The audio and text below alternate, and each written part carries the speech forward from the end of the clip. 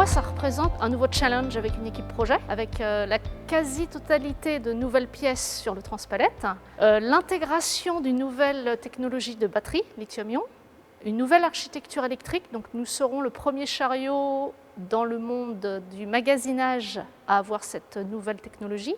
Si nous avons besoin de faire une mise à jour de software à distance, une détection de panne, ça permettra aux techniciens SAV à distance de prendre la main sur le chariot et de pouvoir régler ces différentes pannes, ces différents problèmes.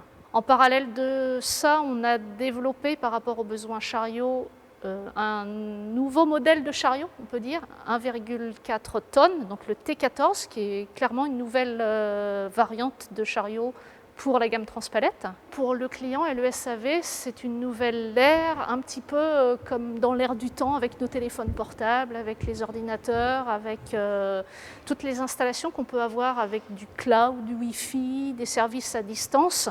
Les chariots de magasinage n'y échappent pas. On a aussi cette nouveauté en termes de digitalisation à intégrer. Donc clairement, oui, c'est une nouvelle ère.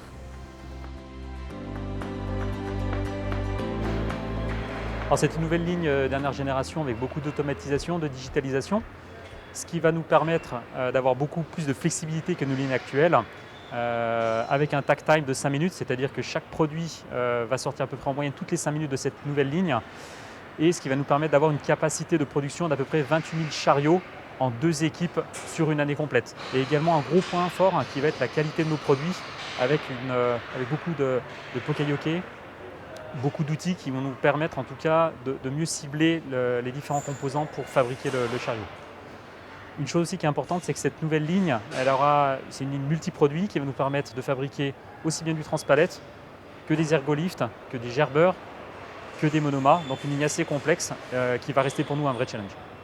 Au-delà de Châtellerault, c'est un projet pour le groupe Kion, par le renouvellement d'une grande partie de notre gamme sur le magasinage.